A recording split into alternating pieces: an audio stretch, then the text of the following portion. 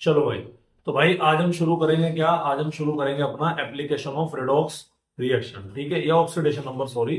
तो अभी last class में हमने क्या देखा था? लास्ट क्लास में हमने ऑक्सीडेशन स्टेट के बारे में पूरी तरह से बात कर ली थी। हमने देखा था कि ऑक्सीडेशन क्या है, हमने देखा था रिडक्शन क्या होता है, हमने ऑक्सीडेशन नंबर के different different types of rules पढ़े थे, ठीक है। यहां तक कि हमने जो कॉम्प्लेक्स कंपाउंड है उनके अंदर भी ऑक्सीडेशन स्टेट को समझा था, उनके अंदर भी हमने ऑक्सीडेशन स्टेट निकाली थी। आज हम उसी सीरीज में आगे बढ़ने वाले हैं कि सर ऑक्सीडेशन स्टेट का बेनिफिट क्या है, ऑक्सीडेशन स्टेट आखिर हम पढ़ क्यों रहे हैं, या फिर इसका एप्लीकेशन नंबर क्या है। तो सेकंड लेक्चर है भैया, तो हम यहाँ पर ध्यान से देखेंगे सेकंड लेक्चर में क्या ध्यान रखना है।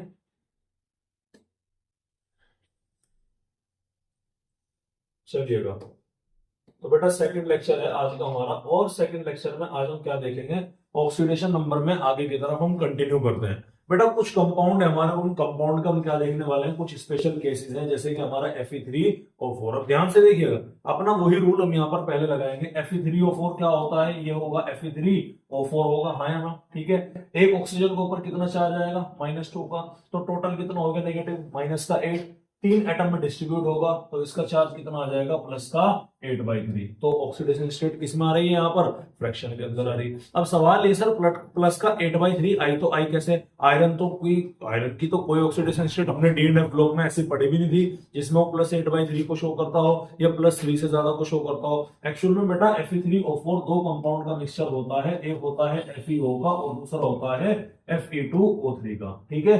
तो FeO में इसकी ऑक्सीडेशन स्टेट कितनी है भाई, +2 की।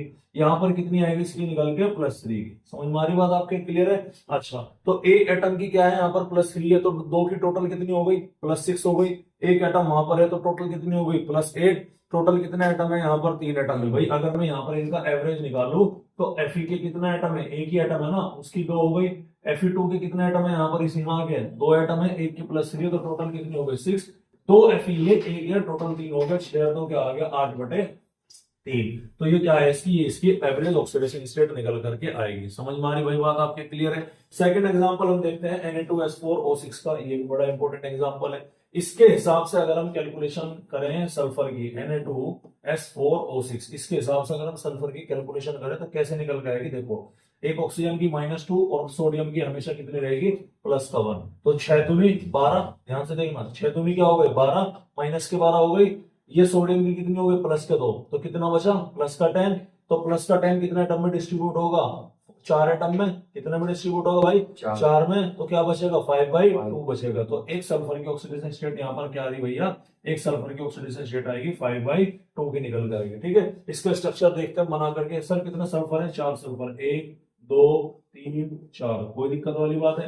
कितना ऑक्सीजन है जी, हमारे 6 ऑक्सीजन है। तो डबल बॉन्ड से एक ये आ गया, दूसरा ये आ गया, तीसरा इधर हो गया, और चौथा क्या हो गया, इधर हो गया। उसके बाद में क्या आ गया, एक पांचवा ऑक्सीजन ये रहा O नेगेटिव, और ये हो गया हमारा Na पॉजिटिव, और एक छठी ऑक्सीजन हो गई हमारी इधर O नेगेटिव, और ये आ गया हमारा Na पॉजिटिव। समझ में आ रही बात? तो ये Na2S4O6 का क्या है बेटा, एग्जाम्पल है, याद रखिएगा। अब मैंने बोला था कि सिमिलर एटम के बीच में ऑक्सीडेशन स्टेट कैसी होगी भाई, 0 होगी, होमो एटॉमिक स्पीशीज है, ध्यान से देखिएगा। और जो आपके अलग अलग है उनके बीच में कैसी होगी भैया, जितना चार्ज वो एक्वायर करेंगे। तो ध्यान से देखिएगा, आप यहाँ पर क्या दिखाने की कोशिश कर रहा हूँ, देखिएगा। ये सल्फर है, इस सल्फर से इस ऑक्सीजन के ऊपर कितना, -2। इस ऑक्सीजन से सल्फर पर कितना आएगा, +2, ठीक है। इस ऑक्सीजन से भी कितना आएगा, सल्फर पर +2 आएगा, आएगा कि नहीं आएगा? एक इस ऑक्सीजन से कितना आएगा, +1 आएगा। ध्यान से देखना, कितना आया भाई, +1 आया। इस सल्फर से कितना चार्ज डेवलप होगा इसके ऊपर, 0, क्योंकि सल्फर और सल्फर दोनों क्या है, एक जैसे हैं, तो इसमें कोई चार्ज डेवलप नहीं होगा। तो इस सल्फर पर कितनी ऑक्सीडेशन स्टेट आ गई भैया, एक पर आ गई हमारी +5 की आ गई। कोई दिक्कत वाली बात है? ये सल्फर इधर इससे जुड़ा हुआ है, इधर इससे जुड़ा हुआ है, होमो एटॉमिक है, इलेक्ट्रोनेगेटिविटी का डिफरेंस 0 है, तो इसकी कितनी आ गई, 0 आ गई। यही सल्फर इधर भी सल्फर है, इधर भी सल्फर है, तो इसकी भी कितनी आ गई, 0 आ गई। ये वाला जो सल्फर है +2 इसकी वजह से, -1 इसकी वजह से, ये भी कितना आ गया आपका, ये भी आपका +5 आ जाता है। आ रही बात समझ में, क्लियर है, नहीं आ रही? और मैंने आपको क्या बताई थी, इसकी एवरेज 5/2 आई थी। अब समझ में आ रही है आपकी 5/2 कैसे है? क्या होगा भैया कि +5 टोटल कितना हो गया, +10। एवरेज कितना निकल कर आ गया इसका, +10। कितने एटम में डिस्ट्रीब्यूट होगा, 1 2 3 4, 4 सल्फर में डिस्ट्रीब्यूट होगा, इसीलिए इसका एवरेज आगे निकल के +5/2। अरे हरी बात समझ में भाई, क्लियर है? अगला एग्जांपल देखिएगा, C3O2 का है, मैं आपको इसका स्ट्रक्चर बना देता हूँ आपके लिए, होमवर्क है।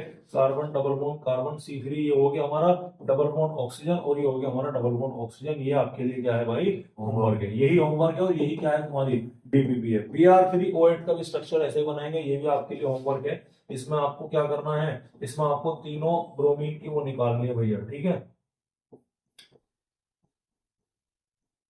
Br3O8, ठीक।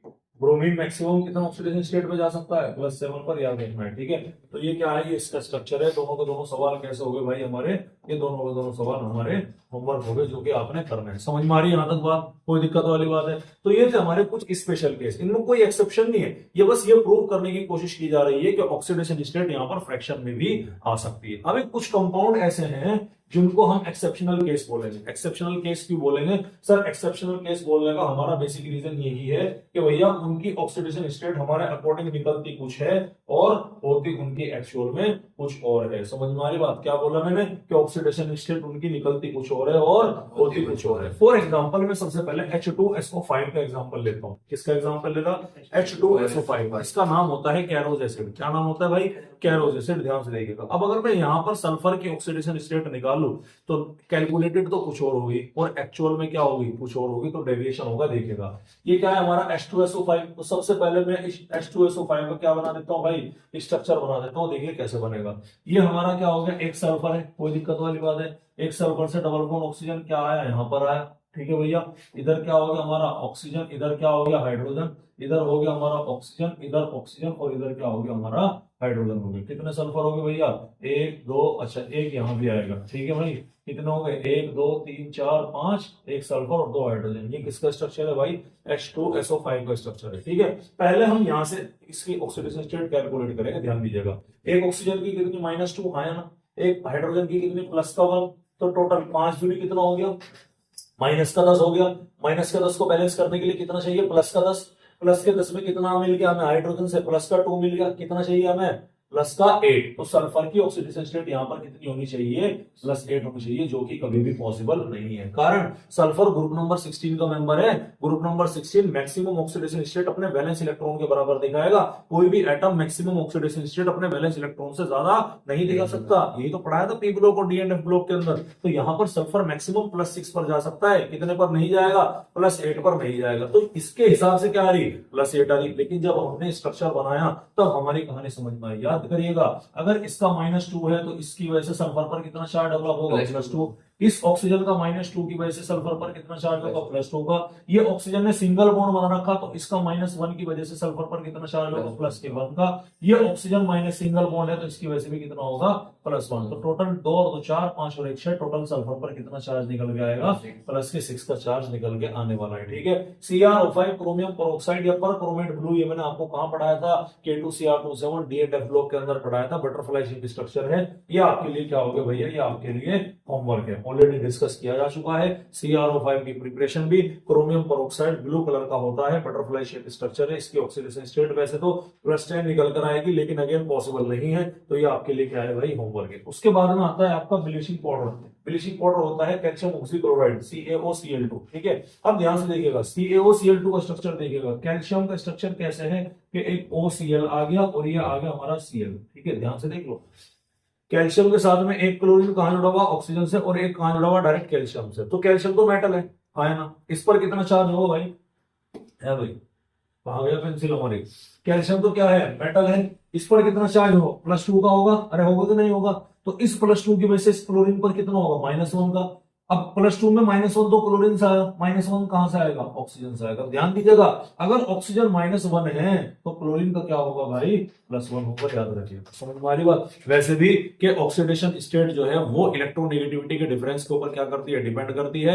ऑक्सीजन जो है और फ्लोरीन के बाद में सबसे ज्यादा इलेक्ट्रोनेगेटिव एलिमेंट आता है, तो इसीलिए क्लोरीन की यहाँ पर क्या होगी, पॉजिटिव होगी। नोट कीजिएगा, एक ही कंपाउंड के अंदर क्लोरीन की ऑक्सीडेशन स्टेट क्या आ रही भाई, पॉजिटिव भी आ रही और नेगेटिव भी आ रही, याद रखना है, ठीक है। इसीलिए क्या है, थोड़ा सा स्पेशल केस हो जाता है। सेम कहानी NH4NO3 की है। NH4NO3 कैसे टूटेगा, ये टूटेगा आपका NH4 पॉजिटिव में, और किसके अंदर होता है, ये NO3 माइनस के अंदर। ऐसा नहीं है कि सर 2 नाइट्रोजन है तो दोनों नाइट्रोजन की ऑक्सीडेशन स्टेट क्या आएगी, सेम निकल करके आएगी। सारी बात समझ में। अगर हमारा ये NH4 पॉजिटिव है तो इसके लिए हम क्या करेंगे, इसकी ऑक्सीडेशन स्टेट कितनी आएगी भैया, -3 आएगी यहाँ पर निकल कर, और यहाँ पर इसके लिए कितनी आ रही भैया, ये आ रही 3 to the 6 और 3 to the 6 ये आ रही यहाँ पर निकल गए प्लस के 5। आ रही बात समझ में? एक ही कंपाउंड है, एक में नाइट्रोजन कितना है माइनस का 3 और एक में नाइट्रोजन कितना है प्लस का 5। नाइट्रोजन का -3 कैसे आई सर? हाइड्रोजन किसके साथ में? नॉन मेटल के साथ में, तो प्लस में आएगा। तो एक हाइड्रोजन का +1, 4 का कितना हो गया +4 इज इक्वल टू प्लस का 1 बराबर में इसके रखना, प्लस के 1 के बराबर रखना। प्लस का 4 इधर आएगा तो किसमें हो जाएगा माइनस के 3 में कन्वर्ट हो जाएगा। तो इस तरह से आपको क्या रखने भाई, ये स्पेशल केस याद करने हैं। अरे ठीक है भाई, बार बार प्रैक्टिस करना है। सवाल आता है कि what are the application of oxidation number. Oxidation state के 4 एप्लीकेशन आपको याद रखने हैं। सबसे पहला है कि किसी भी कंपाउंड के, अगर आपको किसी भी कंपाउंड का ऑर्डर निकालना हो, एसिडिक स्ट्रेंथ को मेजर करना हो, बेसिक स्ट्रेंथ को मेजर करना हो, तो उसमें क्या इन्वॉल्व होता है? उसमें इन्वॉल्व होता है हमारा ये क्या बोलते हैं, ऑक्सीडेशन स्टेट को मेजर करते हैं। सेकंड आता है, अगर किसी भी कंपाउंड का आपको क्या करना है, मॉलिक्यूलर फॉर्मूला निकालना है। अगर आपको ऑक्सीडेशन नंबर मालूम है तो आप उस कंपाउंड का आसानी से क्या निकाल पाओगे, मॉलिक्यूलर फॉर्मूला निकाल पाओगे। थर्ड आता है कि आपको ऑक्सीडेंट और रिडक्टेंट को कैलकुलेट करना है। ऑक्सीडेंट और रिडक्टेंट का मतलब है कि आपको पहचान करना है कि ऑक्सीडाइजिंग एजेंट कौन सा है, रिड्यूसिंग एजेंट कौन सा है, मतलब कौन ऑक्सीडेशन करा रहा है और कौन रिडक्शन करा रहा है, ये पता करने के लिए भी सबसे इंपॉर्टेंट रोल होता है किसका भाई, ऑक्सीडेशन स्टेट का। और लास्ट आता है इक्विवेलेंट वेट कंपाउंड का अगर आपको निकालना है तो उसमें भी किसकी जरूरत पड़ेगी, ऑक्सीडेशन स्टेट की जरूरत पड़ेगी। इक्विवेलेंट वेट निकालना मैं आपको बता चुका हूं, कहां पर बता दिया मैंने आपको, ये सॉल्यूशन वाले चैप्टर के अंदर, मोल कॉन्सेप्ट वाले चैप्टर के अंदर इक्विवेलेंट वेट को कैलकुलेट करना ऑलरेडी बताया जा चुका है। लेकिन यहाँ का इक्विवेलेंट वेट निकालना थोड़ा सा क्या होता है, अलग है। ठीक है, हालांकि वही है उसका थोड़ा सा एडवांस वर्जन है। चैप्टर के अंदर आपके इक्विवेलेंट वेट का टॉपिक है रिडॉक्स के अंदर, तो इसीलिए यहाँ पर भी हमने क्या लिया है, उसको इंक्लूड किया है। ठीक है, इस बार हमारी पेंसिल कहाँ है, इधर है। चलिए, सबसे पहला आता है एसिडिक एंड बेसिक नेचर। ध्यान से देखिएगा, एसिडिक नेचर और बेसिक नेचर का ऑक्सीडेशन नंबर से क्या रिलेशन है, याद करो पी ब्लॉक, याद करो डी एंड एफ ब्लॉक। मैंने कहा था जिसकी जितनी ज्यादा ऑक्सीडेशन स्टेट वो कंपाउंड उतना ही ज्यादा एसिडिक होगा, जिसकी जितनी ज्यादा ऑक्सीडेशन स्टेट वो कंपाउंड उतना ही कम बेसिक होगा, बताया था। यानी कि एसिडिक नेचर ऑक्सीडेशन नंबर के डायरेक्टली प्रोपोर्शनल होता है और बेसिक नेचर ऑक्सीडेशन नंबर के इनवर्सली प्रोपोर्शनल होगा। तो यहाँ पर ध्यान दीजिएगा, ऐसी जगह पर ये रूल अप्लाई होगा जहां पर सेंट्रल एटम क्या हो भैया, सेम हो। ऐसा नहीं है, देखो यहाँ पर मैं क्यों कंपेयर कर पा रहा हूँ, क्योंकि क्लोरीन क्लोरीन क्लोरीन क्लोरीन सबका सेंट्रल एटम क्या है, सेम है। अब अगर यहाँ पर आप ऑक्सीडेशन स्टेट निकाल लो तो इसकी क्या हो गई, +1 हो गई, इसकी हो गई आपके +3, इसकी हो गई +5 और इसकी हो गई +7। इधर से इधर जाने पर ऑक्सीडेशन स्टेट बढ़ रही कि नहीं बढ़ रही, और हम जानते हैं कि एसिडिक नेचर ऑक्सीडेशन नंबर की क्या होगी, डायरेक्टली प्रोपोर्शनल होगी। इसीलिए सबसे ज्यादा एसिडिक ये, उसके बाद ये और उसके बाद ये। ठीक है भैया, SNO3 में देखिएगा ये +5 है और ये क्या होगा भैया हमारा +3 है, तो ज्यादा एसिडिक कौन सा होगा हमारा, ये होगा। ये केस स्पेशल है, यहां पर इसकी ऑक्सीजन स्टेट आएगी +2 की, देख लो मैं एक बार, x 2 दूनी 4 प्लस के 1 की आएगी, सॉरी क्या आएगी भाई, प्लस के 1। गॉड वेयर आर यू, वही किसकी आएगी भैया, प्लस के 1 की आएगी। इसकी 3 दूनी 6 और 3 प्लस के 3 की आएगी, और इसकी कितनी आएगी, 4 दूनी 8 और 3 प्लस के 5 की आएगी। आगे बात समझ में? तो होना क्या चाहिए था सर, होना तो चाहिए था कि एसिडिक PO4 सबसे ज्यादा एसिडिक हो, ये उससे ज्यादा एसिडिक हो, लेकिन ऐसा नहीं होता है। ये एक एक्सेप्शन है, याद रखिएगा, इसीलिए इसको इंपॉर्टेंट मार्क कर लीजिएगा। ये हमारा एक्सेप्शन है तो हमारे काम आ सकता है। वही कहानी है कि केमिस्ट्री में जो कुछ समझ में ना आए उसे क्या बोल दो, एक्सेप्शन बोल दो, एक्सेप्शन। तो ये क्या है, हमारा एक्सेप्शन है। तो इस एक्सेप्शन को भैया आप लोग क्या करना, ध्यान से देखना कि उल्टा है केस, बाकी किसी के अंदर ऐसी कहानी नहीं होती। ठीक है, चलिए उसके बाद में सर हम चलते हैं बेसिक नेचर के बारे में। सर रेसिप्रोकल है किसके, ऑक्सीडेशन नंबर के। मैंने बोला कि अगर किसी भी कंपाउंड की तुम्हें बेसिक नेचर निकालनी हो तो ऑक्सीडेशन नंबर के रेसिप्रोकल कर दो, कोई टेंशन वाली बात ही नहीं है जी। चलो Fe है शॉर्ट वाइस, ये +2 है और ये क्या है +3 है, तो ज्यादा ऑक्सीडेशन स्टेट किसकी, इसकी, तो कम बेसिक कौन हुआ, यही हुआ ना। ठीक है भाई, जितना ज्यादा ऑक्सीडेशन स्टेट बेसिक नेचर, तो ज्यादा बेसिक क्या आ गया, ये आ गया। इसका कोई एक्सेप्शन नहीं है, तो ये आपके लिए क्या हो गया, होमवर्क। कितने सवाल दे दिए होमवर्क के लिए, 3 सवाल हो गए। समझ में आ रही बात, बहुत सारे सवाल हैं। रेडॉक्स के अंदर फिजिकल का यही बेनिफिट होता है। ठीक है, चलिए उसके बाद में आता है to determine the molecular formula of the compound. आपको कुछ कंपाउंड की ऑक्सीडेशन स्टेट दी गई होगी, मॉलिक्यूलर फॉर्मूला आपने क्या करना है, कैलकुलेट करना है। समझ में आ रही बात? जैसे आपके सामने क्वेश्चन है कि एक कंपाउंड है जिसमें 3 एटम है, एटम A, B और C। एटम A जो है बेटा, एटम ए जो है उसकी ऑक्सीडेशन स्टेट कितनी है, +6 की है। बी की ऑक्सीडेशन स्टेट -2 की है और -1 की, और सी की कितनी है, -2 की है। तो आपको क्या बताना है, कंपाउंड का फॉर्मूला बताना है। समझ में आ रही बात? क्या इस ऑप्शन में देखकर, इस क्वेश्चन में देखकर तुम्हें कहीं पर लग रहा कि कंपाउंड कैटायनिक है, एनायनिक है, न्यूट्रल कैसा है? नहीं लग रहा ना।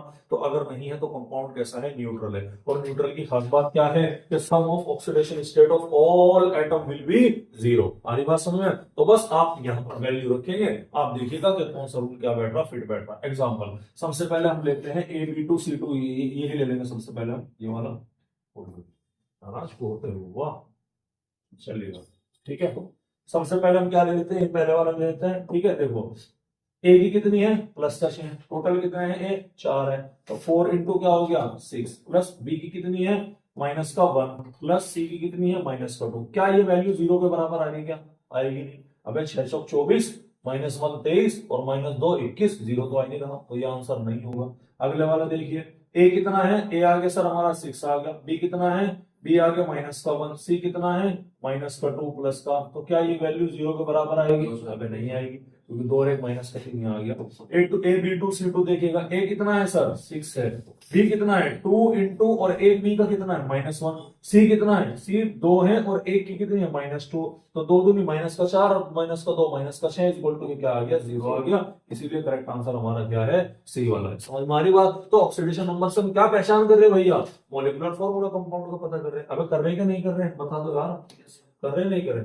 चलिए, इससे हमारी प्रॉपर्टी आती है, क्या डिटरमाइन करना है सर हमें, ऑक्सीडेंट और रिडक्टेंट। क्या बोला मैंने, ऑक्सीडेंट और रिडक्टेंट। आपके ऑक्सीडेशन और रिडक्शन का मतलब याद होगा, मैंने कहा था ऑक्सीडेशन जिसमें लॉस ऑफ इलेक्ट्रॉन होता है, मैंने कहा था ऑक्सीडेशन जिसमें आप एडिशन ऑफ ऑक्सीजन करते हैं, रिमूवल ऑफ हाइड्रोजन करते हैं, या इंक्रीजिंग क्या किया जाता है, ऑक्सीडेशन नंबर किया जाता है, ठीक है। तो वो जो ऑक्सीडेशन हो रहा है वो कौन कराएगा, कोई ना कोई तो कराएगा। वो कौन कराएगा, वो कराएगा जिसका रिडक्शन होगा। समझ में आ रही बात? भाई ध्यान से सुनो, ध्यान सुनो। मैं आपको पैसे दे रहा हूं, तो मैंने दिया, आपने लिए, जाहिर सी बात है। ऑक्सीडेशन में इलेक्ट्रॉन लूज हुआ, रिडक्शन में क्या हुआ, इलेक्ट्रॉन गेन हुआ। तो चूंकि लेने वाला है इसीलिए देने वाला है, और चूंकि देने वाला है इसीलिए लेने वाला है। समझ रहे कि नहीं समझ रहे? तो ऑक्सीडेंट का मतलब क्या है, ऑक्सीडेंट का मतलब हो गया बॉस ऑक्सीडाइजिंग एजेंट। वो एजेंट जो क्या कराएगा, ऑक्सीडेशन कराएगा। तो खुद क्या होगा उसका, रिडक्शन होगा। समझ रहे कि नहीं समझ रहे? ये कंफ्यूजिंग पार्ट है, बच्चे कंफ्यूज होते हैं, लेकिन ऐसा नहीं है कुछ। मैंने क्या बोला कि ऑक्सीडेंट को हम क्या बोलेंगे, ऑक्सीडाइजिंग एजेंट। मतलब वो इंसान, वो बंदा जो खुद क्या होगा, रिड्यूस होगा, और सामने वाले का क्या कराएगा, ऑक्सीडेशन कराएगा। एजेंट मतलब ऐसे समझ लो कि मान लो LIC का एजेंट हुआ, क्या वो अपना बीमा खुद करेगा क्या? नहीं, लोगों के करेगा ना। समझ में आ रही बात? तो सही। ऑक्सीडाइजिंग एजेंट का मतलब वो एजेंट जो क्या करा रहा है, ऑक्सीडेशन को करा रहा है। ऑक्सीडाइजिंग एजेंट का मतलब क्या, ऐसा एजेंट जो क्या कराएगा, ऑक्सीडेशन कराएगा। समझ में आ रही बात आपको? क्लियर है? तो उसे हम क्या बोलेंगे, ऑक्सीडेंट बोलेंगे। यानी कि उसका खुद का क्या होगा, रिडक्शन होगा, सामने वाले का क्या कराएगा, ऑक्सीडेशन कराएगा। वही इसके उलट में रिडक्टेंट क्या होता है, रिडक्टेंट बोले तो रिड्यूसिंग एजेंट, जिसका खुद का ऑक्सीडेशन होगा और सामने वाले को क्या करेगा, रिड्यूस। एजेंट है इसका, किसका एजेंट है, रिडक्शन का एजेंट है। ये किसका एजेंट है, ऑक्सीडेशन का एजेंट है। अगर ये एजेंट ऑक्सीडेशन का है तो सामने वाले का कराएगा ना ऑक्सीडेशन, तो खुद का क्या कराएगा, रिडक्शन कराएगा। अगर ये एजेंट रिडक्शन का है तो सामने वाले भी तो कराएगा ना रिडक्शन, खुद का क्या कराएगा, ऑक्सीडेशन। ठीक है। अब फिर वही वाली कहानी है कि ये अगर रिडक्शन हो रहा है तो रिडक्शन में क्या करेगा, इलेक्ट्रॉन को एक्सेप्ट करेगा। तो मैं कह सकता हूं ऑक्सीडेंट या ऑक्सीडाइजिंग एजेंट क्या करता है, एक्सेप्ट ऑफ इलेक्ट्रॉन करेगा। ऑक्सीडेशन नंबर इसका क्या होगा, डिक्रीज होगा। अब वही चारों डेफिनेशन है। ये क्या होगा, लुईस एसिड होगा। ये देखिएगा, ये क्या होगा आपका, लुईस एसिड। वो जो आपका इलेक्ट्रॉन एक्सेप्ट करता है उसी को तो लुईस एसिड कहते हैं भाई। और जो इलेक्ट्रॉन डोनेट करेगा उसे क्या बोलेंगे, लुईस बेस बोलेंगे। और लुईस एसिड में जितने भी सारे आपके इलेक्ट्रोनेगेटिव एलिमेंट है सब के सब आएंगे। उसके अलावा ऐसे कंपाउंड जो क्या करते हैं, मैक्सिमम ऑक्सीडेशन स्टेट में रहते हैं सेंट्रल एटम की, जैसे K1O4 क्या है, +7। अब ये +7 से तो आगे जा नहीं सकता, मजबूरी में क्या करना पड़ेगा, +7 से कम होना पड़ेगा। यानी कि खुद को क्या करना पड़ेगा, रिड्यूस करना पड़ेगा। खुद जब रिड्यूस होगा तो सामने वाले का क्या होगा, ऑक्सीडेशन होगा। तो ये आपके K2Cr2 हो गया, H2SO4, H3PO4, SO3, CO2, ये सब के सब आपके क्या है, ये सब के सब का जो सेंट्रल एटम है वो अपनी मैक्सिमम ऑक्सीडेशन स्टेट में पाया जाता है। इसीलिए ये क्या है, यहाँ पर ये मैक्सिमम ऑक्सीडेशन स्टेट में पाए जाने की वजह से बेटा ये आपका क्या होगा, आपका ऑक्सीडेंट कहलाया जाएगा। रिडक्टेंट इसका बिल्कुल अपोजिट है। अगर ये खुद का क्या करा रहा, ऑक्सीडेशन करा रहा, तो सामने वाले क्या कराएगा, रिडक्शन कराएगा, इलेक्ट्रॉन को लूज करेगा। ऑक्सीडेशन नंबर यहाँ पर बढ़ा हुआ नजर आएगा, लुईस बेस है भाई। जब इलेक्ट्रॉन देने वाला है तो क्या होगा, लुईस बेस है। कुछ नॉन मेटल यहाँ पर आ सकते हैं जैसे कार्बन, हाइड्रोजन और सल्फर। हमारी बात समझ में भाई, कभी कभी हाइड्रोजन इलेक्ट्रॉन लूज भी कर देता है ना, कभी कभी गेन कर लेता है, कभी कभी शेयर कर लेता है, समझ में आ रही बात। उसके अलावा हाइड्राइड जैसे कि LiH CaH2 lithium aluminium hydride most important hydride है भैया, मोस्ट इंपोर्टेंट रिड्यूसिंग एजेंट है ऑर्गेनिक केमिस्ट्री का, याद रखिएगा। तो ये आपके क्या है, रिड्यूसिंग एजेंट है। उसके अलावा ऐसे कंपाउंड जो क्या शो कर रहे हैं, मिनिमम ऑक्सीडेशन, जैसे फॉस्फोरस की मिनिमम कितनी है -3, नाइट्रोजन की मिनिमम कितनी है -3, कार्बन की मिनिमम कितनी है -4, समझ में आ रही बात। तो जो अपनी मिनिमम, अब मिनिमम इससे नीचे तो नहीं जा सकते ना, इससे नीचे तो अपने आप को नहीं घटा सकते। क्या करेंगे अब ये, अपने आप की ऑक्सीडेशन स्टेट बढ़ाएंगे, अपने आप को ऑक्सीडेशन स्टेट बढ़ाएंगे तो खुद का क्या करेंगे, ऑक्सीडेशन करेंगे, सामने वाले का क्या होगा भाई, रिडक्शन होगा। नहीं यार समझ में बात, अगर आ गई ना, तो ये क्या है हमारा, ये हमारा रिडक्टेंट है। कंक्लूजन क्या निकला, किसी भी कंपाउंड की मैक्सिमम ऑक्सीडेशन स्टेट है तो वो क्या होगा, ऑक्सीडाइजिंग एजेंट होगा, मिनिमम ऑक्सीडेशन स्टेट होगी तो वो क्या होगा, रिड्यूसिंग एजेंट होगा। हालांकि ये चीजें मैं आपको डी एंड एफ ब्लॉक और पी ब्लॉक के अंदर ऑलरेडी डिस्कस करा चुका हूं, लेकिन फिर भी देखिए। और अगर इनके बीच में कहीं इन बिटवीन आपकी रिएक्शन आती है तो उसे हम क्या बोलेंगे भाई, उसे बोलेंगे हम ऑक्सीडाइजिंग और रिड्यूसिंग एजेंट, दोनों की तरह से क्या करेगा, एक्ट करेगा। छोटा सा एग्जांपल देखिएगा भाई, मैंने बोला Mn+4 है, अब ये अपने ऑक्सीजन स्टेट बढ़ा करके +7 भी कर सकता है और घटाकर +2 भी कर सकता है, हाँ ना। तो अगर ये घटा रहा है, क्या करा रहा अपना, ये रिडक्शन, ये बढ़ा रहा, क्या करा रहा अपना, ऑक्सीडेशन, खुद का ऑक्सीडेशन करा रहा तो सामने वाला क्या करेगा, रिडक्शन, मतलब क्या होगा, रिड्यूसिंग एजेंट। ये खुद रिड्यूस हो रहा तो सामने वाला क्या करेगा, ऑक्सीडेशन, तो ये क्या होगा, ऑक्सीडाइजिंग एजेंट। हमारी बात समझ, चूंकि बीच के है ना +4, तो इसीलिए क्या होगा, ऑक्सीडाइजिंग एजेंट और रिड्यूसिंग एजेंट दोनों की तरह से एक्ट कर सकते हैं। जबकि ये तो अब बढ़े बढ़ेगा ना, तो इसका तो हमेशा -+2 से क्या होगा, ऑक्सीडेशन होगा, इसका हमेशा क्या होगा, रिडक्शन होगा। तो ऐसी चीजें क्या रखनी है, याद रखनी है। एक केमिकल रिएक्शन है, पहचान करनी है कि किसका ऑक्सीडेशन है। जिंक की बताओ ऑक्सीडेशन स्टेट यहाँ पर कितनी है, 0, क्यों है, अकेला है ना। इधर कॉपर अकेला है तो कॉपर की क्या है, 0 है भाई। यहाँ पर कॉपर की +2 होगा, यहाँ पर जिंक की क्या होगी, +2। ध्यान से सुनिएगा, किसका ऑक्सीडेशन हो रहा, सर जिंक 0 से +2 पर जा रहा, हो रहा कि नहीं हो रहा, तो इसका खुद का क्या हो रहा, ऑक्सीडेशन। ऑक्सीडेशन हो रहा है तो कौन सा एजेंट हो गया, रिड्यूसिंग एजेंट भाई। खुद तो एजेंट मतलब सामने वाले का, खुद का क्या करा रहा, ऑक्सीडेशन करा ना, तो ये क्या हो गया आपका, खुद का ऑक्सीडेशन करा रहा, तो पेन आ गया। हाँ भाई, तो क्या जा रहा, 0 से +2 पर जा रहा, ऑक्सीडेशन नंबर इंक्रीज हो रहा, ऑक्सीडेशन नंबर इंक्रीज हो रहा तो क्या हो गए, रिड्यूसिंग एजेंट हो गए। तो इसको हम क्या बोलेंगे भाई, इसको हम बोलेंगे रिडक्टेंट बोलेंगे। ये कॉपर +2 से कहां जा रहा, कॉपर के अंदर जा रहा, ये मतलब क्या हो रहा, इसका रिडक्शन हो रहा, मतलब ये क्या हो गया, हमारा ऑक्सीडेंट हो गया, यानी कि ऑक्सीडाइजिंग एजेंट हो जाता है। बोलो भाई, यहां तक समझ में आए कि नहीं है बात आपके। तो ये था हमारा। अब ध्यान सुनिएगा, अगला जो टॉपिक है हमारा वो इंपॉर्टेंट है, जिसका नाम क्या है, calculation of equivalent weight of compound. ठीक है, हरी बात समझ में। अगर आपके याद होगा, मैंने सॉल्यूशन वाले चैप्टर में आपको पढ़ाया था कि किसी भी कंपाउंड का इक्विवेलेंट वेट निकालने का तरीका सीधा सीधा है कि उसके मॉलिक्यूलर वेट को उसके वैलेंसी फैक्टर से क्या कर दो, डिवाइड। ये सबसे आसान तरीका है, ये तरीका है जिससे हम क्या निकालते हैं, किसी भी कंपाउंड का इक्विवेलेंट वेट निकाल लेते हैं। मॉलिक्यूलर वेट तो आप निकाल लेते हो, लेकिन वैलेंसी फैक्टर में बच्चा गड़बड़ कर देता है, समझ में आ रही बात। तो यहाँ पर हम मल्टीपल तरीकों से क्या करेंगे, मल्टीपल तरीकों से वैलेंसी फैक्टर को समझेंगे। सबसे पहले वैलेंसी फैक्टर क्या है, valency factor number of transferred electron है, जो इलेक्ट्रॉन का क्या हो रहा, लेन देन हो रहा, किसके थ्रू भैया, किसी भी एक मोल स्पीसीज के थ्रू। कोई एटम है, उसका एक मोल स्पीसीज कितने इलेक्ट्रॉन का हेर फेर कर रही, पर एटम की बात हो रही, वो क्या कहलाया जाएगा, आपके वैलेंसी फैक्टर कहलाया जाएगा। और इसको निकालने का सबसे आसान तरीका बता देता हूँ, फॉर्मूला है कि valency factor is equal to, सबसे आसान फॉर्मूला क्या है, मोड लिया जाएगा जो भी उस पर्टिकुलर स्पीसीज की क्या होगी, फाइनल ऑक्सीडेशन स्टेट होगी, उसमें क्या माइनस कर देना है भैया, आपको इनिशियल ऑक्सीडेशन स्टेट को क्या कर देना है, माइनस कर देना है, जो भी उसकी मोड की वैल्यू आएगी, और मल्टीप्लाई कर देने हैं नंबर ऑफ एटम से। क्या मल्टीप्लाई कर देना भाई, नंबर ऑफ एटम से मल्टीप्लाई कर देना है। समझ में आ रही बात। ये वैलेंसी फैक्टर निकालने का सबसे आसान तरीका है, ये बड़ा इंपॉर्टेंट है और बड़ा आसान तरीका, ठीक है। अच्छा, अगर आपका नंबर ऑफ एटम एक ही है तो जो आपका चेंज आ रहा ना, बस डायरेक्ट वही रख दो। और अगर आपका नंबर ऑफ एटम एक से ज्यादा है तो जितना चेंज आएगा उसमें क्या करना है, नंबर ऑफ एटम मल्टीप्लाई करना है। याद रखो, नंबर ऑफ एटम आपको रिएक्टेंट की साइड के लेने, कौन सी साइड के लेने भैया, रिएक्टेंट की। ऐसा नहीं है कि रिएक्टेंट की साइड पर 2 एटम दे रखे हो, उधर 3 दे रखे हो तो 3 से मल्टीप्लाई कर दोगे, नहीं, 2 से ही मल्टीप्लाई करनी, याद रखिएगा। बहुत सारे एग्जांपल है, देखिए सबसे पहले MnO4 माइनस से ये क्या आ गया हमारा, Mn+2 का आ गया, ठीक है। यहाँ पर क्या है, Mn+7 से, तो कितने का चेंज हुआ, 5 का चेंज हुआ। कितना का चेंज हुआ, 5 का। एटम भी कितना है, एक ही है, 5 का चेंज हुआ तो उसका वैलेंसी फैक्टर कितना आ गया भैया, 5 आ गया। फॉर्मूले के अकॉर्डिंग अगर हम करना चाहें तो क्या बनेगा, फॉर्मूले के according valency factor is equal to mode लिया जाएगा, फाइनल कितना है 2 माइनस इनिशियल कितना है 7, मोड 1 इनटू में क्या आ गया 1 आ गया, माइनस का 5 मोड के अंदर प्लस का 5 हो जाएगा, प्लस का 5 इनटू 1 क्या आ गया भाई, प्लस का 5 आ गया। ठीक है, जैसे यहाँ पर आप देखिएगा, यहाँ पर Cr2O7 माइनस 2 है, क्रोमियम क्या है यहाँ पर +6 पर है, किसमें चेंज हो रहा है, +3 के अंदर, तो एक में +6 से कितने पे चेंज हो रहा है, +3 में, तो 2 पे टोटल कितना हो जाएगा प्लस का 6, तो वैलेंसी फैक्टर यहाँ पर कितना आ जाएगा भैया 6 आ जाएगा प्लस का। आ रही बात समझ में, कैसे कैलकुलेट किया, फॉर्मूले से देखिएगा सर, वैलेंसी फैक्टर फाइनल कितनी है सर यहाँ पर 3, इनिशियल कितनी है हमारी यहाँ पर 6 आया ना, मोड है, मोड का मतलब है अंदर कुछ भी बाहर निकलेगा तो पॉजिटिव होगा। अब ध्यान सुनेगा, अब इधर तो एक एटम, इधर क्रोमियम के कितने 2, तो इधर मल्टीप्लाई किससे करूंगा भाई मैं 2 से करूंगा, तो माइनस का 3 बचा, मोड में आके प्लस का 3 हो गया, 6 हो गया, इक्वल टू कितना हो गया प्लस का 6 हो गया। आ रही बात समझ में, क्लियर है। जैसे कि आपका C2O4 है, ये आपके लिए होमवर्क है, ठीक है, ये आपका +3 और ये आपका क्या है प्लस का 4 है। मैं आपको बता दूं, एक में एक का डिफरेंस आ रहा तो 2 में कितना का आएगा 2 का आएगा।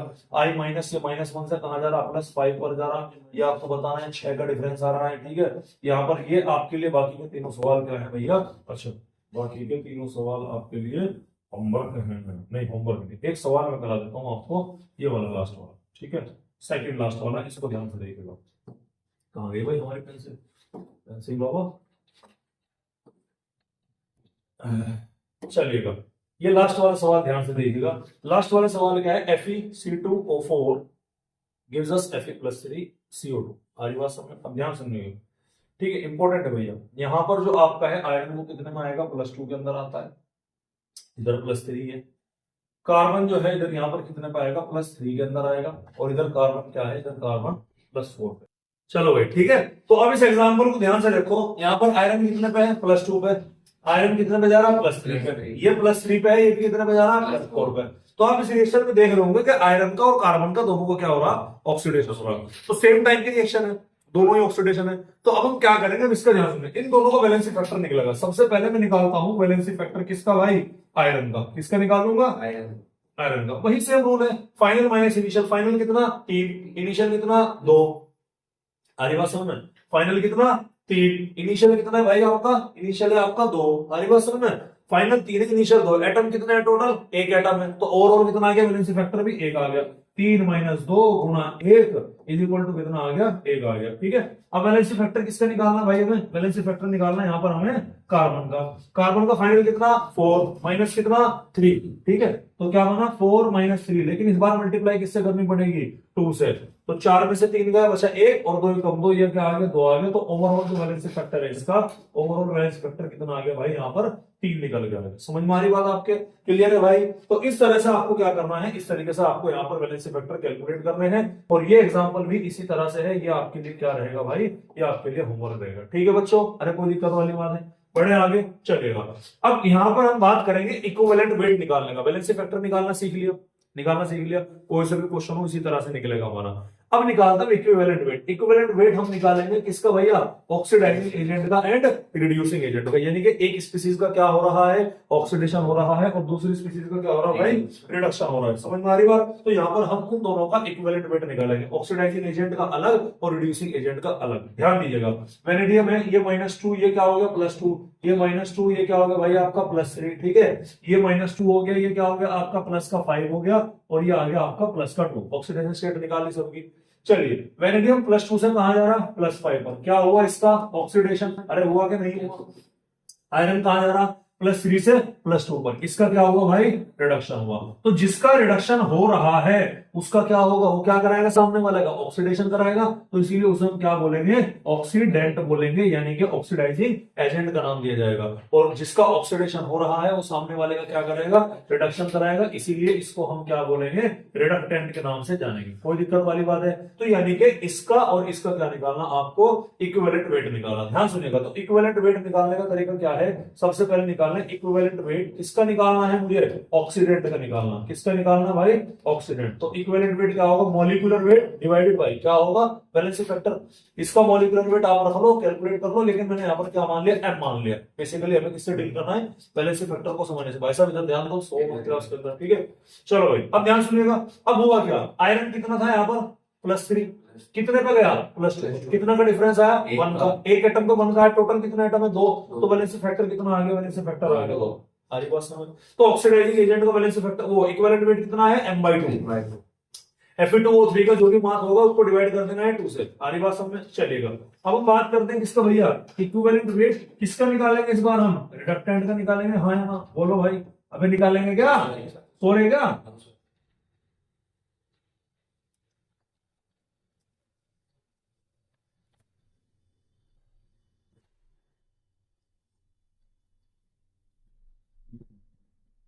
चलो कोई बात नहीं, ठीक है भाई। तो क्या निकालेंगे, इक्विवेलेंट किसका निकालेंगे इस बार हम, रिडक्टेंट का। अब रिडक्टेंट का इक्विवेलेंट वेट कैसे निकालना, रिडक्टेंट बोले तो ये वाला जिसका क्या हो रहा है, ऑक्सीडेशन हो रहा है, ठीक है। चलिए इसका भी मॉलिक्यूलर वेट मैंने कितना मान लिया, m मान लिया, डिवाइडेड बाय वैलेंसी का वो ऑक्सीडेशन स्टेट कहां से कहां चेंज हो रही, 5 से 2 पर, मतलब 2 से 5 जा रही ना, तो मोड क्या आ जाएगा 5 माइनस 2 आ जाएगा। इनटू में क्या रखू, 1 रखोगे 2 रखो, 1 क्यों रखा जाएगा, इधर का साइड लेना हमें। आरी बात समझ। तो इसका ओवरऑल क्या आ गया, इसका ओवरऑल आ गया भैया हमारा m/3 आ गया। तो इक्विवेलेंट वेट किसका है, रिडक्टेंट का m/3 आ गया, और ऑक्सीडेंट का जो इक्विवेलेंट वेट है भैया वो क्या आ गया भैया हमारा, वो m/2 निकल के आ जाता है। अरे भाई बोलो यहां तक समझ आ रही के बाद, क्लियर है। चले अगले सवाल की तरफ चलते हैं भाई, बहुत सारे सवाल है। Calculate removed electron by H2H4, कोई कंपाउंड है, क्या दे रखा भैया तुम्हें, H2H4 दे रखा, उसमें आपको क्या बताना है, ये बताना है कि कितने इलेक्ट्रॉन रिमूव हुए अगर उसका ऑक्सीडेशन नंबर X का चेंज हो रहा है किसमें, माइनस के हाफ में। समझ मारी बात। अब इस ऑक्सीडेशन स्टेट को निकालने का तरीका देखिएगा, बड़ा इंपॉर्टेंट है, ध्यान से। हाइड्रोजन का कितना है सर, मुझे ये तो मालूम नहीं है कि भैया कि हाइड्रोजन का क्या होगा, किस तरह से होगा, क्या होगा कैसे नहीं होगा, ठीक है। तो लेकिन अगर मैं यहाँ पर क्या मान के चलता हूँ, यहाँ पर आपको X गिवन है, तो बेसिकली X गिवन है, उसके अलावा हाइड्रोजन गिवन है।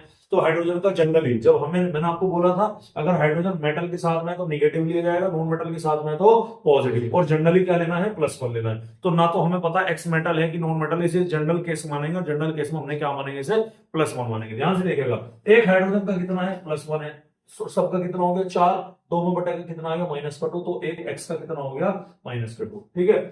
और -2 से चेंज कहां हो रही, माइनस के हाफ पर। ध्यान सुनिएगा, -2 से चेंज कहां हो रही भैया, माइनस के हाफ पर, यही तो हो रही। बस वैलेंसी फैक्टर निकाल दो, ठीक है। वैलेंसी फैक्टर क्या है, फाइनल माइनस के हाफ माइनस -2। हरी बात समझ में, मोड 1 ब्रैकेट में मल्टीप्लाई कर दो किससे भैया, 2 से। क्यों करा, इधर शुरुआत में तो 2 ही एटम थे ना। चलिएगा ये क्या बना, माइनस के हाफ, मोड का है, प्लस का क्या बन गया 2 बन गया, इनटू में क्या आ गया 2 आ गया। अरे बना कि नहीं बना, माइनस का हाफ और प्लस का 2 क्या बन गया 3/2 बचा, क्या बचा 3/2, इनटू में क्या आ गया 2 आ गया, 2 से 2 गया, तो आंसर क्या आ गया इसका 3। यानी कि इसका वैलेंसी फैक्टर कितना है भाई, वैलेंसी फैक्टर 3 है। इसका मतलब कितने इलेक्ट्रॉन निकले होंगे, इसमें से 3 इलेक्ट्रॉन निकले होंगे। अरे नहीं यानी समझ बात, क्लियर है। तो इस तरह से हम क्या कर लेंगे बेटा, ये वाला क्वेश्चन भी यहाँ पर हम कर लेंगे। अरे ठीक, चलिए अगला क्वेश्चन है कि calculation of valency factor in disproportionation reaction, काफी इंपॉर्टेंट है भाई। डिसप्रपोर्शनेशन रिएक्शन, पहले मैंने आपको वैलेंसी फैक्टर निकालना बताया किसमें, नॉर्मल रिएक्शन के अंदर, फिर ऑक्सीडेंट और रिडक्टेंट का निकालना सिखाया। अब हम किसके बारे में बात करेंगे भाई, अब हम बात करेंगे डिसप्रपोर्शनेशन रिएक्शन के बारे में बात करेंगे। कैलकुलेशन ऑफ वैलेंसी फैक्टर हम यहां पर करेंगे, ठीक है। डिसप्रपोर्शनेशन रिएक्शन का मतलब समझिएगा पहले। हाँ रहा कैमरे में नहीं यार, तो बता तो दिया करूंगा, वहां सपोर्ट लिखा जाता है ना। चलेगा, तो भाई डिस्प्रपोर्शनेशन रिएक्शन का मतलब क्या है, डिस्प्रपोर्शनेशन रिएक्शन का मतलब वो हो गया कि जिसमें एक ही स्पीसीज का ऑक्सीडेशन हो रहा और एट द सेम टाइम उसी का क्या होता है, रिडक्शन। एग्जांपल देखिएगा, अगर मैं यहां पर Br2 की मानो तो ऑक्सीडेशन स्टेट कितनी, इसकी 0 है ना, इस Br की कितनी -1, इसकी कितनी 3 दूनी 4, इसकी कितनी हो गई +5। ये 0 से -1 पर भी जा रही, क्या हो गया ये रिडक्शन। ये 0 से +5 पर भी जा रही, क्या हो गया ऑक्सीडेशन। यानी ब्रोमीन का ही रिडक्शन है, ब्रोमीन का क्या है ऑक्सीडेशन है। ऐसे रिएक्शन को हम क्या बोलेंगे, डिसप्रपोर्शनेशन रिएक्शन बोलेंगे। आ रही समझ में बात, क्या बोलेंगे भाई, डिसप्रपोर्शनेशन रिएक्शन के नाम से जानेंगे। कोई दिक्कत कोई परेशानी वाली बात है। अब बढ़ते हैं इसमें आगे की तरफ, ठीक है। अब इसका वैलेंसी फैक्टर निकालेंगे कैसे, ये हमको क्या रखना है भाई, ये हमको ध्यान रखना है। तो सबसे पहले आपको यही देखना है, एक बार आपको ऑक्सीडेशन वाले का निकालना है, एक बार आपको क्या निकालना है, रिडक्शन वाले का। वैसे अगर आप चाहें तो डायरेक्ट फॉर्मूला भी लगा सकते हैं, इसका मैं आपको बताऊंगा। अगर डिस्प्रपोर्शनेशन रिएक्शन का आपको वैलेंसी फैक्टर पूछा जाए तो उसका एक फॉर्मूला होता है, वो आपने क्या रख लेना, याद रख लेना।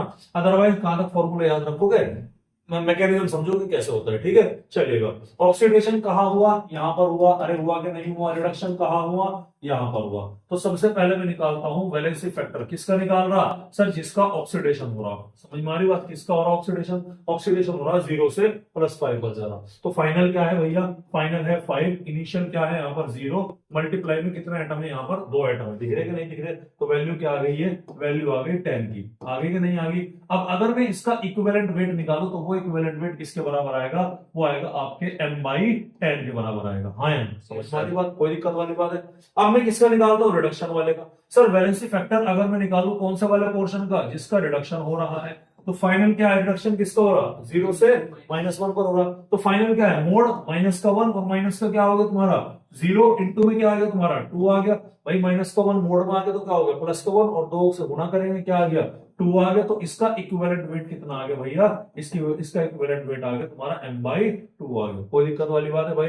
तो ये हमारे दोनों कंपाउंड के क्या है भैया, ये दोनों कंपाउंड के हमारे इक्विवेलेंट वेट निकल के आ गए। ओवरऑल अगर मैं इस पूरे के पूरे कंपाउंड का, पूरे के पूरे सिस्टम का इक्विवेलेंट वेट निकालने लगूं तो कैसे निकलेगा, इक्विवेलेंट वेट को मैं दोनों को क्या कर दूंगा, ऐड कर दूंगा, m/10 प्लस में क्या आ गया हमारा ये m/2, एलसीएम क्या ले लिया भाई हमने 10 ले लिया, तो m + 5m is equal to क्या बनाए 6m/10, यानी कि ये बचा हमारा 3m/5, ठीक है, क्या बन गए 3m/5 बन गया। तो हमारा जो यहाँ पर इक्विवेलेंट वेट निकल गया वो क्या था, वो था हमारा 3m/5 निकल गया। और अगर मैं वैलेंसी फैक्टर की बात करूं तो वो आ जाएगा आपका, क्या आ जाएगा वैलेंसी फैक्टर 5m/3 हो जाएगा, बेसिक सी बात है।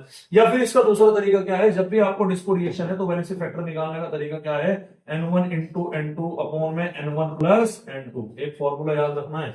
और वो फॉर्मूला क्या है भाई, फॉर्मूला है n1 × n2 upon n1 + n2, where n1 क्या है आपका, n1 आपको रखना है वैलेंसी फैक्टर किसका रखेंगे, यानी कि जो भी आपने क्या निकाला, एक का वैलेंसी फैक्टर वो निकाला और दूसरे का आपने क्या निकाला, डायरेक्ट आप क्या निकाल दो यहाँ से, ओवरऑल वैलेंसी फैक्टर निकाल सकते हो। समझ में आ रही बात, ओवरऑल निकाल सकते हो भाई, वो तो टुकड़ों में निकालना ना आपने, अब पूरे का ओवरऑल निकालना। तो n1 कितना है यहाँ पर 10 है, n2 कितना है भैया यहाँ पर 2 है, डिवाइडेड बाई 10 प्लस क्या हो गया 2 हो गया, 10 दूनी 20, 20/12।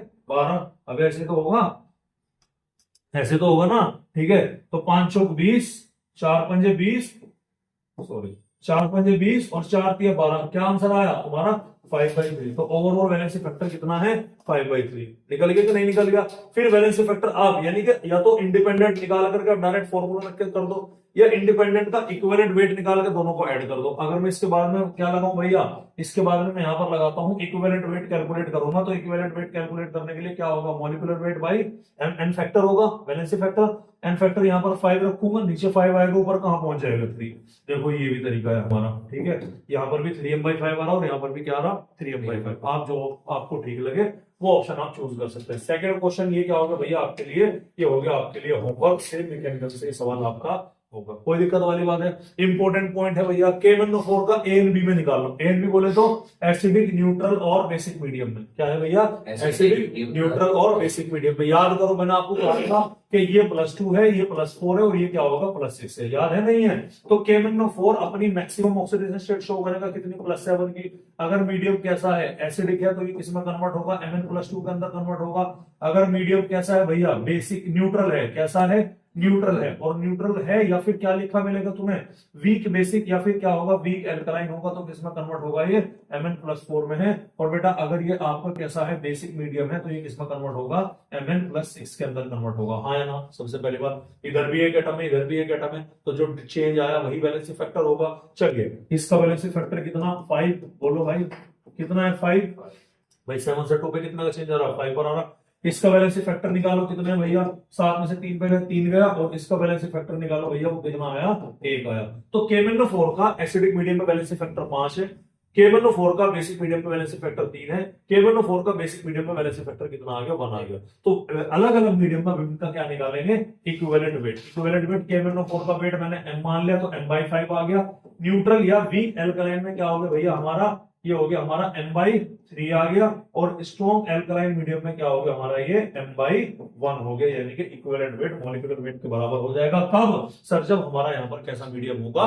बेसिक मीडियम होगा। समझ में आ रही बात आपके? क्लियर है? देखो सवाल में सवाल है बहुत सारे। इक्विवेलेंट वेट K2Cr2O7 का एसिडिक मीडियम निकालना आपके लिए होमवर्क है। हिंट दे देता हूं कि K2Cr2O7 को जब आप एसिडिक मीडियम में रखोगे तो Cr+3 की फॉर्मेशन होती है, ये +6 है। सारी बात समझ में? पहले से फैक्टर निकालना है, हिंट दे दिया आपके। बाकी आपको क्या करना है, सवाल आपको घर से करके लाना है। Equivalent weight of Ki in basic medium, ध्यान दीजिएगा Ki को जब हम बेसिक मीडियम में रखते हैं तो फॉर्मेशन होती है KiO3, ये है -1 और ये क्या आ गया +5, ठीक है। -1 से +5 पर ऑक्सीडेशन हो रहा है। बाकी सवाल क्या करना है आपको? होमवर्क करना है। अरे ठीक है भाई। लॉ ऑफ इक्विवेलेंट, अब अगला टॉपिक आ गया हमारा, क्या अगला टॉपिक आ गया हमारा? Law of equivalent. Law of equivalent क्या बोलता है कि जब दो स्पीशीज आपस में क्या करती हैं, रिएक्ट करती हैं, तो दोनों के जो नंबर ऑफ इक्विवेलेंट होते हैं वो क्या होते हैं बेटा? बराबर होते हैं। क्या बोला मैंने? कि जब दो स्पीशीज आपस में रिएक्ट करेगी तो उनके जो नंबर ऑफ इक्विवेलेंट होंगे दोनों के, वो क्या होंगे? वो आपके बराबर होंगे, यानी एक के इक्विवेलेंट और दूसरे के इक्विवेलेंट दोनों की वैल्यू क्या होगी? बराबर होगी। ठीक है। अब याद करो, आपको मैंने फॉर्मूला बताया था नंबर ऑफ मोल्स निकालने का, बताया था क्या? नंबर ऑफ मोल्स का फॉर्मूला होता है sir given weight upon molecular weight, बताया था क्या? फिर वहीं पर एक फॉर्मूला बताया था मैंने नंबर ऑफ इक्विवेलेंट वेट का, तो वो क्या होता है? वेट अपॉन इक्विवेलेंट वेट, यानी कि मॉलिक्यूलर वेट को किससे रिप्लेस कर देंगे? इक्विवेलेंट वेट से। तो इक्विवेलेंट वेट तो निकालना आ गया ना तुम्हारे में? तो वेट अपॉन इक्विवेलेंट वेट का जो रेशियो होगा उसी को हम क्या बोलेंगे? नंबर ऑफ इक्विवेलेंट बोलेंगे, जो कि n into V, normality into volume के भी क्या होता है? बराबर होता है। समझ में आ रही बात आपको? क्लियर है? और ये होता है मोल इंटू वैलेंसी फैक्टर के भी बराबर निकल जाएगा, यानी कि इक्विवेलेंट वेट को निकालने के 1 2 3 तरीके यहाँ पर हैं। और जो हम यहाँ पर बेसिकली यूज करते हैं कि मोल की जगह हम क्या रख सकते हैं? वेट बाय मॉलिक्यूलर वेट रख सकते हैं। तो नंबर ऑफ इक्विवेलेंट वेट निकालने के लिए weight by molecular weight into valency factor भी हो सकता है। ठीक है, क्लियर है? ये भी हो सकता है तुम्हारा weight by molecular weight into में क्या होगा भाई? ये वैलेंसी फैक्टर। और नंबर ऑफ इक्विवेलेंट वेट के लिए क्या है हमारा? Number of moles into valency factor. तो सबके सब क्या है आपके? ये अलग अलग फॉर्मेट है। यही आपका क्या है भाई? यही आपका लॉ ऑफ इक्विवेलेंट है। इक्विवेलेंट ऑक्सीडेंट किसके बराबर होंगे?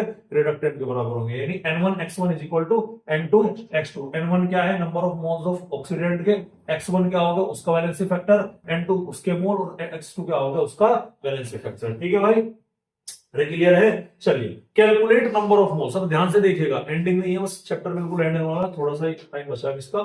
चलिए, calculate number of moles of KMnO4 react with 1 mole of FeC2O4। ध्यान से सुनिएगा क्या बोला इन्होंने। बोला कि आपका KMnO4 रिएक्ट कर रहा है किसके साथ में? FeC2O4 के साथ में। लेकिन कितने मोल रिएक्ट करेगा इसके केवल एक ही मोल रिएक्ट करेगा। समझ में आ रही बात? इसके केवल कितने मोल रिएक्ट होंगे भाई? एक ही मोल यहां पर रिएक्ट होगा। ठीक, अरे समझ में आ रही बात? चलिए, अब एक ही मोल रिएक्ट होगा। अब अगर आप थोड़ा सा पीछे की तरफ को जाते हैं तो मैंने आपको FeC2O4 का क्या निकालना बताया था? वैलेंसी फैक्टर निकालना बताया था कि भाई ये हमारा कितना आया था निकल के? ये 3 आया था। ठीक है, कितना आया था? 3 आया था ना। तो बस यही वैलेंसी फैक्टर, इसका हम क्या करेंगे यहाँ पर? यूज कर लेंगे। अब देखिएगा कैसे करते हैं सवाल को। देखो, तो मेरे पास फॉर्मूला क्या है सर? फॉर्मूला है N1X1 is equal to N2X2, है ना। N1 number of moles of KMnO4, X1 valency factor of KMnO4, N2 number of moles of FeC2O4, X2 valency factor of FeC2O4। तो N2 की value कितनी है भैया? Number of moles कितने हैं इसके? 1 आ गया। और वैलेंसी फैक्टर कितना आ गया? 3 आ गया। इसका वैलेंसी फैक्टर ये +7 है, इसमें चेंज हो जाएगा +5 में, तो वैलेंसी फैक्टर कितना आ गया? 5 आ गया। और ये वैल्यू मैंने क्या मान ली? N1 मान ली। ठीक है, तो अगर मैं यहां से N1 की वैल्यू निकालने लगूं तो आंसर क्या आ जाएगा? 3/5, हाँ ना? अरे भाई बोलो, समझ में आ रही बात? क्या आंसर जाएगा? ये आंसर जाएगा हमारा 3/5। अब सवाल ये है सर, अभी पीछे के स्लाइड में तो आपने ही बताया मुझे कि जो आपका KMnO4 है, KMnO4 जो है वो 3 तरह के वैलेंसी फैक्टर शो कर रहा। फिर आपने 3 तरह के वैलेंसी फैक्टर बता करके एक ही तरह का वैलेंसी फैक्टर क्यों चूज कर लिया? ध्यान दीजिएगा, जब भी आपको मीडियम नहीं दिया गया होगा KMnO4 के साथ में, तो हमेशा क्या कंसीडर करना है आपको? एसिडिक मीडियम कंसीडर करना है। समझ में आ रही बात? तो ये मैंने काम की बात है आगे लिख दी कि अगर मीडियम गिवन नहीं है तो क्या मानना है? एसिडिक मीडियम मानना है। और अगर बेसिक मीडियम कह रहा है तो बेसिक में भी कौन सा मीडियम कंसीडर करना है? वीक बेसिक मीडियम कंसीडर करना है, लॉ ऑफ इक्विवेलेंट के क्वेश्चन करते हुए। आ रही बात समझ में? अगला सवाल देखिएगा। अगला सवाल है कि calculate number of mole of KMnO4 react with 1 mole of Ki in basic medium. देखो KMnO4 है, किससे रिएक्ट करेगा? Ki से। किसमें करेगा भैया? इन बेसिक मीडियम। और हम जानते हैं कि Ki जो है वो बेसिक मीडियम में किसमें कन्वर्ट होता है? KiO3 में। आ रही बात समझ में। ऑक्सीडेशन स्टेट यहाँ पर आयोडीन की -1 से किस पे जाती है, +5 पर जाती है। कितने का चेंज आ रहा भाई, 6 का चेंज आ रहा, तो इसका वैलेंसी फैक्टर कितना हो गया, 6 हो गया। जो होमवर्क के लिए क्वेश्चन दिया था ना मैंने, लोगों भी हो गया। अब ध्यान सुनिएगा, तो N1 नंबर ऑफ मोल्स हमें निकालना है, K1O4 बेसिक मीडियम देखिए भाई, इस बार ध्यान सुनिएगा, के आई की रिएक्शन हो रही है यहाँ पर, और मीडियम कौन सा दे दिया हमें, मीडियम दे दिया भैया हमारा बेसिक मीडियम दे दिया। और बेसिक मीडियम में बैलेंस फैक्टर हमने कितना निकाला था, मैंने अभी पीछे क्या बोला, मैंने अभी बोला कि अगर बेसिक मीडियम दिया गया है तो वीक बेसिक मीडियम कंसीडर करना है, और वीक बेसिक मीडियम में बैलेंस फैक्टर होता है 3 का। कितना होगा, 3 का। तो into 3 आ गया इज इक्वल टू N2 कितना है तुम्हारा 1 मोल है, और उसका बैलेंस फैक्टर कितना आ गया 5 आ गया। तो N1 इज इक्वल टू कितना आ गया भाई हमारा, ये 5/3 हो गया। तो ये भी आपने क्या रखना है, 5/3 ध्यान रखना है। यानी कि ये टाइट्रेशन के टाइप के क्वेश्चन है इस तरह के, जो कि आपके यहाँ पर क्या होंगे भाई, काम आएंगे। अरे भाई समझ मारी कि नहीं आ रही बात आपको, क्लियर है, ठीक है। ओ सॉरी 5 नहीं है भाई, 6 है यहाँ पर, क्या है 6 है, ये क्या है आपका 5 नहीं है, ये है आपका 6 है, ठीक। Yes sir. बैलेंस फैक्टर 6 आया ना निकल के। तो यहाँ पर N1 की वैल्यू क्या आ गई भैया, ये हो गई 6/3 इज इक्वल टू कितना आ गया 2, यानी कि 2 मोल रिएक्ट करेंगे किसके, बेसिक मीडियम में K1O4 के। बोलो भाई यहाँ तक समझ में आई कि नहीं है बात। चलिए आगे की तरफ बढ़ते हैं, लास्ट क्वेश्चन है शायद हमारा। हाँ, which of the following solution will exactly, ध्यान से सुनिएगा, which of the following solution will exactly oxidize 25 ml of 0.1 MFeC2O4 in acidic medium। Question ध्यान से सुनिएगा क्या है, इसने बोला कि इनमें से ऐसा कौन सा सॉल्यूशन है जो कि 0.1 MFeC2O4 को ऑक्सीडाइज कर देगा एसिडिक मीडियम में।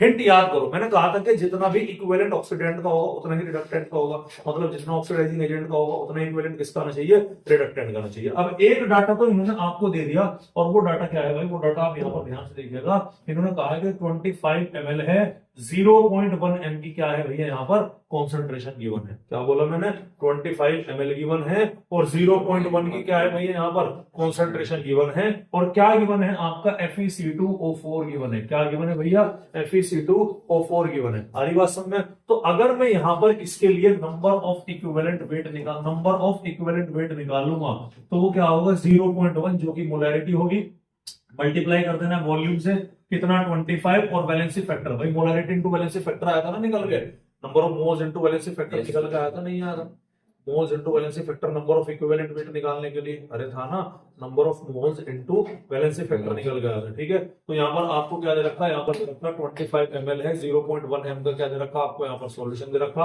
अच्छा, एक फॉर्मूला पढ़ा था आपने N इंटू वी का, पढ़ा था नॉर्मेलिटी इंटू वॉल्यूम का भी तो फॉर्मूला पढ़ा था, ठीक है। चलिएगा, तो 25 और इसका वैलेंसी फैक्टर कितना आ गया भाई, इसका वैलेंसी फैक्टर आ गया 3 का, तो ओवरऑल कितना आ गया, इक्विवेलेंट वेट के इक्विवेलेंट किसके हो गए 7.5, ठीक है। यानी कि इसको थेटर को मल्टीप्लाई करके वैल्यू क्या आ गई तुम्हारे 7.5, तो इनमें से भी इक्विवेलेंट कितना होने चाहिए, 7.5 होने चाहिए, ध्यान से देखिएगा। चलिए 25 दूनी 50 आया ना, 25 दूनी 50, 5 ही बचा। K1O4 का एसिडिक मीडियम में कितना हो गया वैलेंसी फैक्टर, 5 हो गया, 5 और 5 क्या हो गया 25 हो गया। ये आंसर इसका नहीं आएगा। इधर देख लो 25 से कम 25 यानी कि 2.5 इंटू क्या होगा 5 होगा, यानी कि 25 पंजे 125 कितना हो गया 12.5। तो ये भी आपका वैल्यू नहीं आएगा, क्योंकि यहाँ पर हमारा आंसर नहीं है। 15 एकम 15 1.5 गुना क्या करेंगे 5 करेंगे, इज इक्वल टू कितना आ गया 7.5। तो यही हमारा क्या आ गया भाई, यही हमारा यहाँ पर आंसर निकल के आ जाता है। अरे भाई बोलो, समझ में आ रही है नहीं आ रही बात आपके, है भाई समझ में आ रही क्या है, ठीक है। आ रही बात समझ में, क्लियर है। तो मोलैरिटी इनटू वॉल्यूम क्या था यहाँ पर, मोलैरिटी इनटू वॉल्यूम में हमारा नंबर ऑफ मोल, ठीक है।